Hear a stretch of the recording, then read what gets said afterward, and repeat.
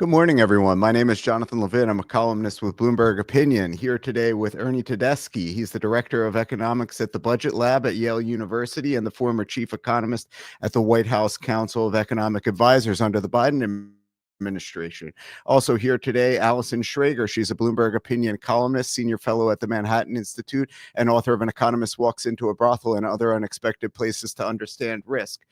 Folks, it's CPI day, and we're going to talk about the inflation stats, but also bonus content today. We're going to try and get into a lot of this wild tariff news. First, though, we'll take in the numbers here. Your street consensus for the CPI coming down the pike in about 5 minutes is that we will get a plus 0.1%. That's the Bloomberg consensus from economists surveyed, plus 0.1% month on month, seasonally adjusted on the headline. That would take us to a plus 2.5%. Just want to be clear, those numbers would be a little bit flattered by energy, lower energy prices in the month of March. On core, that would translate into a plus 0.3% month on month and a plus 3%. We may get the opportunity to look a little bit under the hood at those core figures and see if any of those earlier tariff announcements from like February are translating into things like maybe apparel, maybe home furnishings, that sort of thing. Allison Schrager, what matters in today's data? Well, I mean, as I said, like the data now seems so stale. Now the world is moving so fast. But as I said last time, I mean, it is useful to know what the picture was going in. And because even if we're experiencing a big economic shock in terms of uncertainty, but how resilient you are going in and how healthy the economy is going in is still super important. So if we can see that even a month ago, inflation was low, expectations were well anchored, that does sort of can give us some confidence that however this uncertainty resolves itself, you know, sort of what position we'll be in. Okay, fair enough. Ernie Tedeschi, nobody can read Donald Trump's mind. We don't really know what they're thinking inside the White House. But if we assume that some version of the current policy sticks, that is to say, a 10% baseline tariff, some very large tariffs, whatever they end up being on China, what does that mean for the real economy and inflation? Yeah, sure. So let's assume that what they just announced actually lasts for more than 90 days. So that would translate into an increase in the price level of 2.7% over the next year, because that is a 10% broad tariff on everyone, and then a 125% tariff on China on most goods. Some of the other goods would be carved out of that.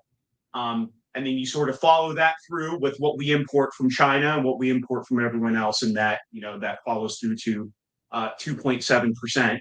So that's meaningful, right? The Fed's target is 2%. Yeah. That's more than a year's worth of inflation in very short order. I think immediately people would start, consumers and businesses would start trying to substitute away from that. They would try to mitigate that. We wouldn't necessarily see that full effect happen over the year. But, on the other hand, supply chains and production lines are hard to change, on a dime. So substitution takes a long time. And so I think especially in the short term, I think people would have to eat a lot of those tariffs. Substitution takes a lot of time. There's a lot of uncertainties. You talk about the change in the price level. How confident are you that inflation expectations are well anchored and that this wouldn't translate into more durable sort of endemic inflation, real inflation? I mean, on the one hand, like I know that I know that transitory was a punchline during the pandemic. Like tariffs should be the definition of a transitory price shock, right? Should be. What's been interesting, right? Should be, right? What's been interesting to me is that in the University of Michigan survey, for example, long-run inflation expectations have been shooting up in the last couple of months, in a way that they never did during the pandemic, which is wild to me. Hey, Ernie, Um, let me cut you off just 1 second because the numbers have hit here. So month on month, we actually get a negative 0.1% on the headline. That translates into core plus 0.1% month on month. Your year on year figures, it's a plus 2.4% year on year, and your core ends up being plus 2.8%. So by all accounts, a positive surprise going into an unsettling policy shock here. Um, I do want to get back to what we were talking about inflation expectations, but let's just continue taking in these numbers real quickly. The yield on the 10-year Treasury note, we do see it dropping down a bit. The knee-jerk reaction here is that it drops about 4 basis points. I don't blame it for not, you know, plummeting in glee on this number with all of the policy uncertainty that lays ahead. But pretty good number. We'll get into a little bit of the decomposition briefly before we get into tariff nitty gritty. But I cut you off, Ernie. We were talking about inflation expectations. Finish that thought and help us put it in the context of what, at least for the month of March, is a pretty good number here. No, I was just going to say that so it's interesting to me that long run expectations in the consumer surveys are going up, which you would not expect with tariffs. There's a lot of, I'm sure, political polarization in there, but then again, there was political polarization in the pandemic, and we didn't see long run expectations go up. So still not clear to me how tariffs are interacting with all of this. Yeah. Yeah. Allison, your reaction to these numbers, I had a take for like most of late 2024 that you have listened to way too many times, and that take was that, hey, like, the trajectory is pretty good here. This is Trumpism's battle to lose. They've got a pretty good setup. They could be the ones that get to unfurl the mission accomplished banner here. And this is another pretty good report. Maybe hints of what the Trump inflation outlook could have looked like in 2025 if they had not introduced all kinds of other types of uncertainty. What do you think? Yeah, I mean, there's no doubt this is a good number. I mean, a lot of it looks like is being driven by energy costs falling a lot. Of course, even if you look at inflation without food or energy, I guess core, it's still low. I mean, it's not negative, but it's still a good report. I mean, there's no doubt, other than it looks like food, that across the board we're seeing lower prices. So on the other hand, as I said, if we do have high inflation now, I suspect that expectations are going to rise. If nothing else, we hear people on the news constantly telling us that inflation is going to go up if we have tariffs, which is, and he points out, it's more price level than inflation. But I think that's just an issue that economists have. Like, for everyone else's perspective, prices have gone up. Right. Also, I suspect, it seems like anecdotally, a lot of people are panic buying all their goods. So our friend at Bloomberg, Stacey Vanek Smith, yesterday went outside the Apple store, which was just packed with people loading up on their Apple supplies. So I expect next month things might already look a little different, even before tariffs even take effect. Yeah. So I definitely agree that this is a good report overall. Two minor blemishes within this report that I'm noticing already. So one is apparel. We've had 2 months now of kind of on the hot side of apparel. Now, I'm not saying that is directly due to the tariffs yet. We know from government revenue data that we didn't raise much in tariff revenue in March. So the tariffs weren't biting much in March.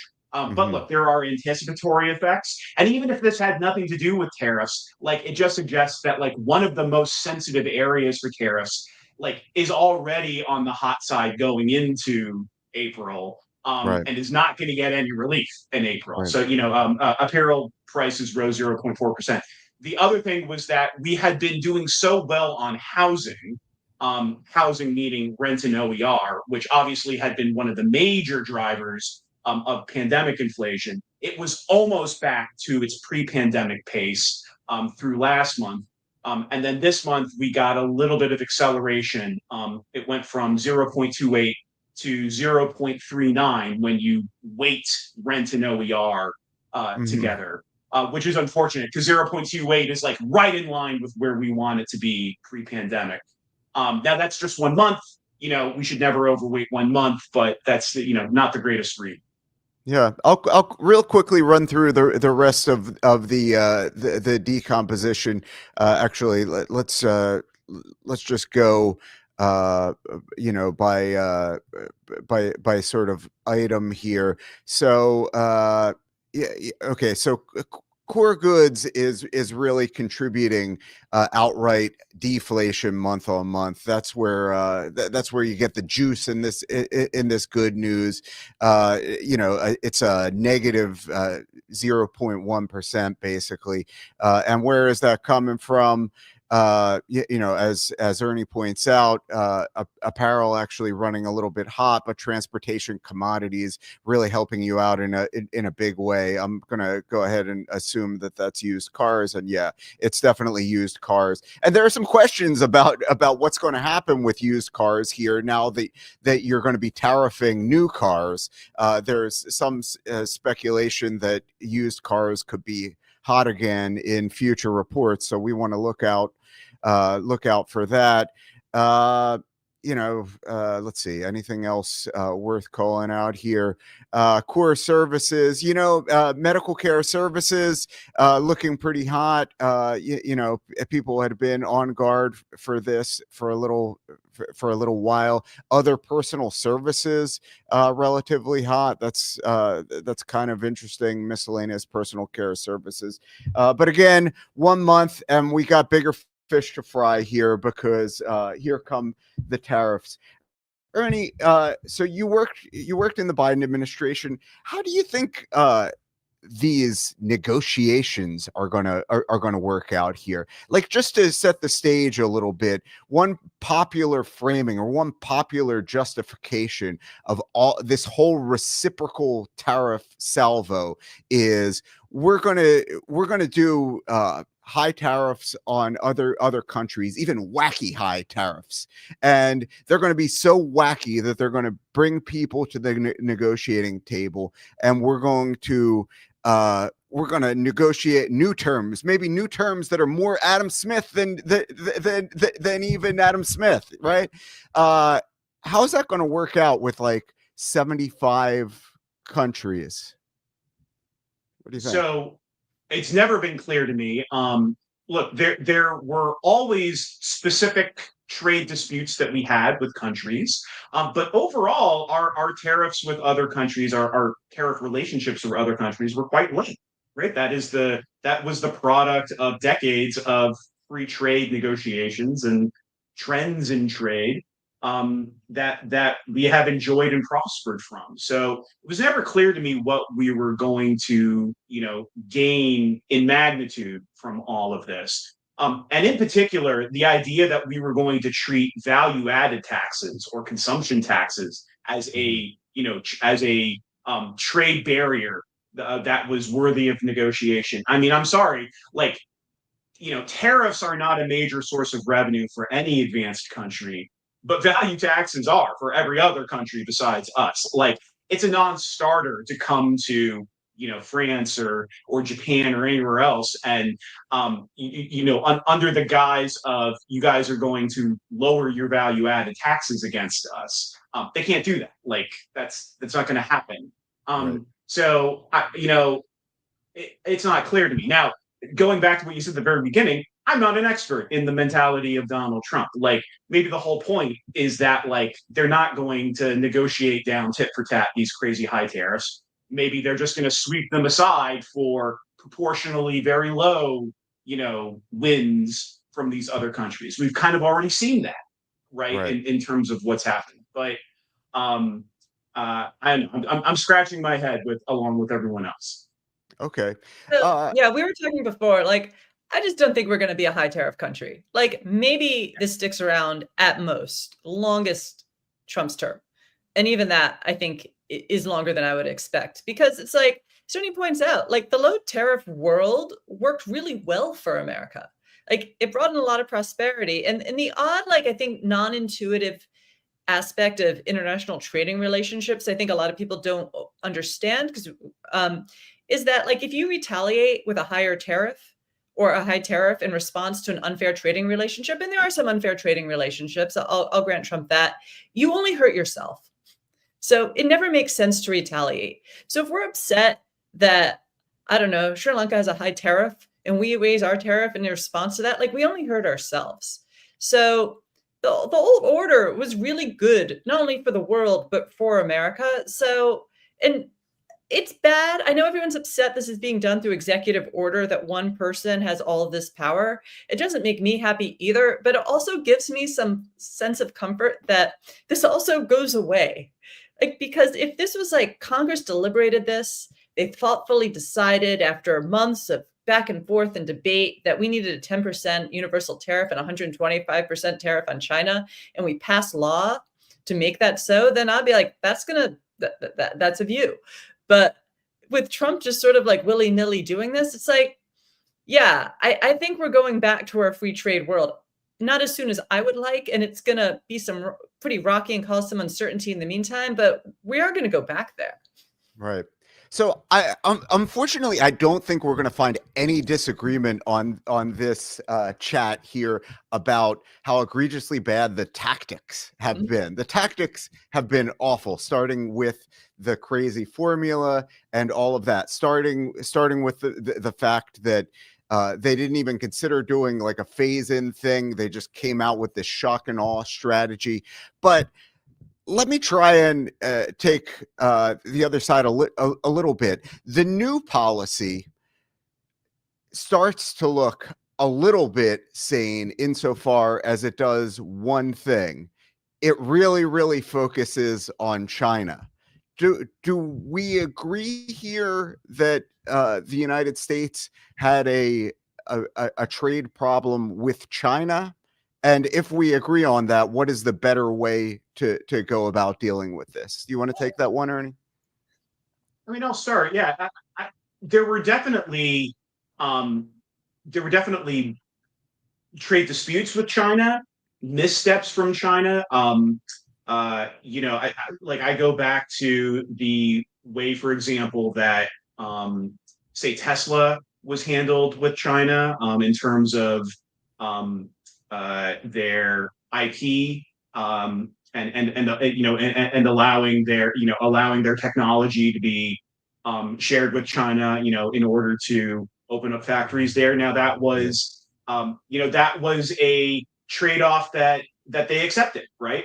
In order to have access to the Chinese market. Maybe it's not one that the United States wanted to make in our national interest, but it's one that Tesla as a company was willing to make. That as a strategy for sort of corralling the world in concert to act against China.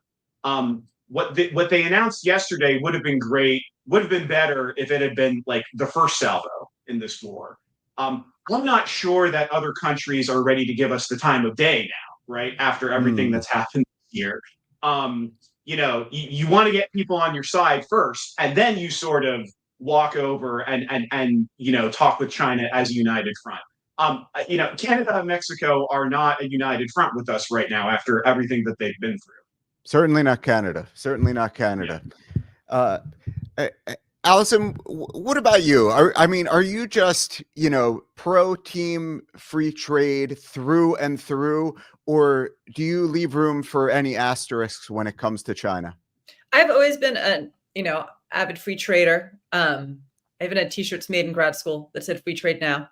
But I got to admit, China does challenge me a bit in a number of ways. One, part of my love of free trade is diversification. And we had become very dependent on China for a number of critical goods, particularly as we're doing more defense tech. Apparently, there was a lot of very sensitive things they were making. I mean, it was like 90% of the goods we made antibiotics with going to the pandemic were coming from China.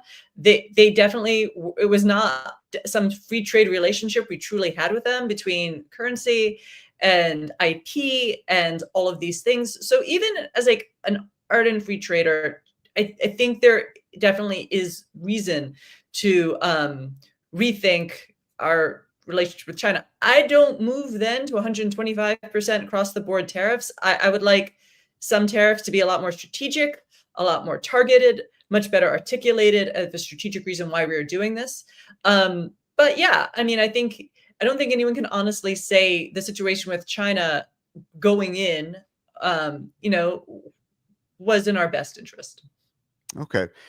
And now with this new scenario, Ernie, how do you think this plays out against China trade diversification via Vietnam, Mexico, and others? Like I think again, whether you agree with the tactics or not, I think strategically there is a somewhat coherent viewpoint articulated by some associated with the Trump camp, which is that China's a big problem, and if we don't address also like Vietnam, to a certain extent Mexico, China's just going to do an end around and they're going to figure out how to get their products into the United States also. So how do you think all that plays out under the current scenario that was haphazardly rolled out sort of yesterday? You're saying how does the strategy address the sort of backdoors that China could use? Yeah, exactly. I mean, if at all, I guess. I mean, so if anything, what they announced yesterday is probably less effective at that, right? Because like now they're going all in on China, and then it's 10% on everyone else. So if you find a way to get your goods through Vietnam or Taiwan or Mexico, right now you only have 10% tariffs. But more than that, I think the other problem is that now it's like a bullet in the sand, right? Like they are continuing applying more and more pressure on China, but it's clear that like China's beyond. China at the very beginning of this process, their initial retaliation was actually quite light, and not very onerous, because they clearly thought they were clearly holding out hope that they could avoid a trade war. Now they've thrown out the gauntlet. Right. And we haven't heard retaliation to what was announced yesterday evening, but based on what they had announced, 48 hours ago, it's pretty clear that they're going to respond tit for tat to the 125%. And so like that's a spiral, right? That's not a productive, negotiating relationship to have. Right. So I think what the administration needs is they need to have very specific disputes in mind, and we definitely, I agree, we have disputes with China that we need to resolve, and we need to sit down, but we need to make clear that like that 125 is on the table, and that we'll bring it down if those disputes are addressed. Right. Right. Fair enough. One further question on this. Again, we're sort of talking about tactics here, but I get the sense that Trump likes to talk about I've got the cards. The other people don't have the cards. It seems that because the trade imbalance is so large with China, they seem to think that China's going to be out of juice soon. In terms of being able to fight back. Do you think that's right? No. I mean, I think, look, China will be damaged. But, when we modeled this ourselves, China is as damaged as the United States. The long run hit to the American economy was 0.6% to our GDP level. That was exactly what the hit was to the Chinese economy as a result of yesterday afternoon's announcement. So however much we're limping from this is however much China is limping. And that's because we're we have an important symbiotic relationship right now, like it or not. And China is going to hurt from this. But China also has other trading partners, and they can choose to deepen some of those relationships, as we will choose to deepen our non-China relationships as a result here. Yeah. But put it this way: but both countries will live on in some way. Neither country, I think, is going to plunge into economic irrelevance as a result of this. Also, like China has a much bigger margin for pain than we do. They're not a democracy. Like it might not feel Mm, like it, but Donald Trump can't do whatever he wants. It's like the that's bar right. market moves 20 basis points and everyone's like, guess we're not doing this. So as opposed to like in China, like first of all, they control information. First of all, they have a very different relationship with their people. They do terrible things to their people and like people put up with it. So I Mm. mean, they can put themselves their population through a lot more suffering than Donald Trump can. Yeah, yeah, that's a really interesting point. Well, so you bring up the bond market. I also want to get into the price of uncertainty, the price of uncertainty in our financial markets, the price of uncertainty for businesses trying to make capex decisions, trying to make hiring decisions in all of this. Ernie, how does that factor into like your modeling of where the economy is going in the medium term? We don't capture it well. So what I've been saying is, so for example, when we modeled what was announced last night, we come out with shaving, say, a point off of GDP growth in 2025, going from Right. say 2 to 1. And what I tell people is like that's probably, if anything, an underestimate of what the damage of these tariffs will be. Because what the model is implicitly doing is they're assuming that there is finality and perfect certainty about whatever policy we're modeling here, and Right. that doesn't describe the world that we're in right now. Like, there is this chilling effect on business investment and consumer behavior. Clearly, there is. Yeah. Like, we can see that in markets. And like, so much of the economic damage right now is coming from that, not necessarily the substance of the tariffs themselves. Right, right. Fair enough. Allison, what about you? And I'd love it if you would weigh in particular on what's been happening in the bond market, which has been highly unusual. Well, I mean, I think we were saying last time, this is actually the fact that yields went up made more sense to me because if you think we're going to be unengaging from the world, wouldn't you expect yields to rise?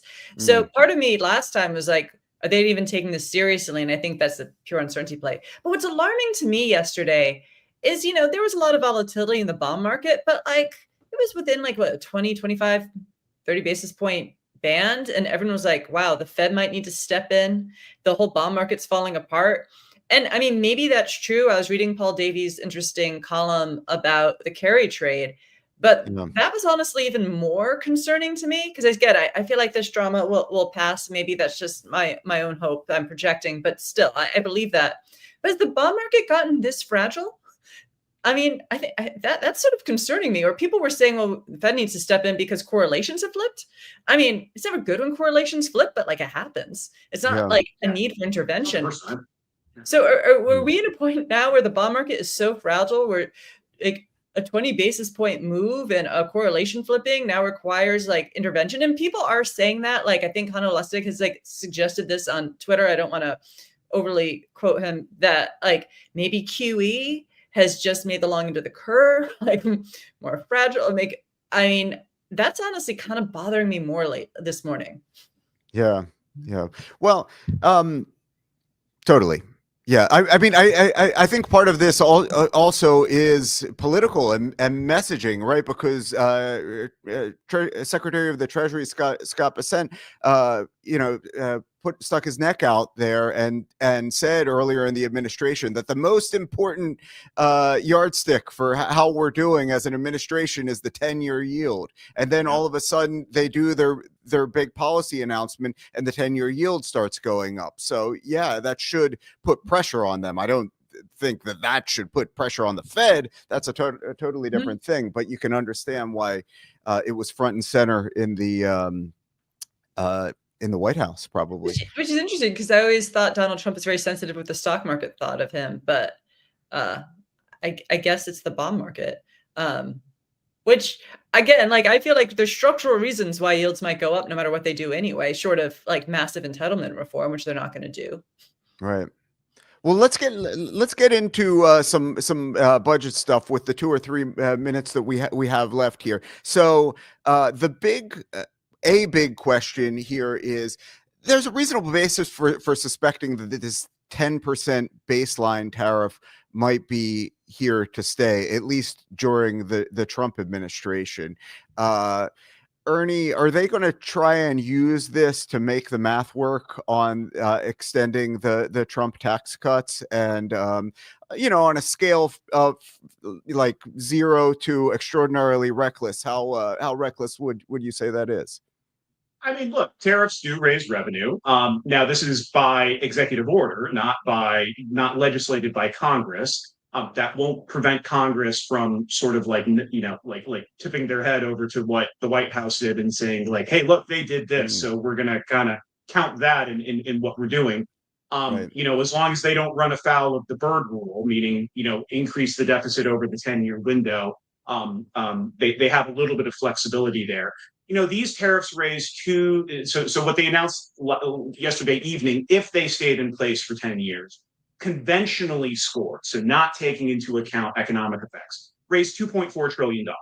That's about half of the cost of extending the 2017 tax cuts over 10 years. So they could get 5 years out of that. Right. Maybe that's enough. If they want to get bolder, then they'll have to find other pay-fors. Cutting Medicaid, cutting food stamps, some of the other things they've talked about. Shenanigans with the baseline. I don't know, but that's not bad. I mean, that gets you a few years of tax cuts. Could do worse than that. Allison, how are you thinking about this tariff scenario in the context of the tax reform, the tax debate that's coming down the pike? Well, I mean, when I thought tariffs wouldn't be so obscenely high, and again, I'm not a tariff fan, I was trying to think, well, in the context of tax reform, maybe it makes some sense because, well, tariffs are passed on to consumers, so are corporate taxes. So maybe if tariffs come with a corporate tax cut, I don't like the distortion away from foreign goods personally. But like, hey, it might not be the worst thing in the world, at least for US consumers. In terms of long-term distortions, competitiveness, that's productivity, whatever. But in terms of the short term, I always felt that Trump's economic plan has to be seen in context of what else happens with tax reform. Of course, it's not clear what's going to happen to the corporate tax rate. All we know is probably an extension or permanency of TGCA and maybe no taxes on tips. I'm not sure what that does. Another distortion. I do think and I think that's why, maybe Steve Murin and Scott Besson are just grasping at straws for reasonable things to talk about. They keep bringing up, well, yeah, I mean, tariffs might not be great, but tax reform, assuming they do more than what's on the table now, could offset that, certainly for the U.S. consumer or households. Right. Okay. Well, Ernie, let me kick it back to you for some closing words. That has been the Trump administration's story for a long time, and it's been a popular narrative in financial markets. I will say, like a lot of strategist types heading into 2025 would have told me, I do think that the first half of 2025 is going to be choppy. This is like a very Wall Streety word that you hear thrown out. I think it's going to be choppy, and it has been choppy. But I think that we're going to potentially have a recovery, maybe a market recovery, but also a recovery in the real economy in the second half, buoyed by optimism about these tax cuts and deregulation. Do you think that is still a plausible story going forward? The problem with the tax cuts and paying for them with new taxes is that what you're getting from the tax cut extension, unless they go above and beyond and do new things like no tax on tips, is you're just treading water, right? By extending the taxes. You're just giving consumers what they already have. Yeah, it helps you against a theoretical baseline where you would have let them expire, which, we economists, we get that and we play with our spreadsheets like that. It's not the way normal people think, and that's not the way, businesses think. Businesses think like, this is my tax code right now. If you keep what I have right now, that doesn't change things unless I was like truly planning on losing those tax cuts next year. And now I happily get to like change my plans. Whereas if they're paying for those tax cuts with brand new tariffs, those tariffs are new. right? And consumers do see that. Yeah. So now things will change, obviously, if they go above and beyond. They do no tax on tips, they do no tax on Social Security. Who knows? Like we'll see that, so that might be an impulse. But so that makes me less optimistic about this whole narrative about the outlook, and in particular for lower income Americans too, because where this is going to shake out is that tariffs are regressive taxes at the end of the day, and it's going to pinch them. And if Congress goes above and beyond and does any sort of cuts to further, offset the costs of what they're doing, it sounds like that's going to be skewed toward the downside in terms of income as well. Right. All right. Well, we're gonna wrap up right there. My name is Jonathan Levin with Bloomberg Opinion. Thank you to Ernie Tedeschi. Thank you to Allison Schrager. Your CPI inflation rate in the United States of America ends up coming in at 2.4%. We'll be back for a lot more of these in the context of what is becoming sort of an unpredictable trade war. So stay tuned. Thank you.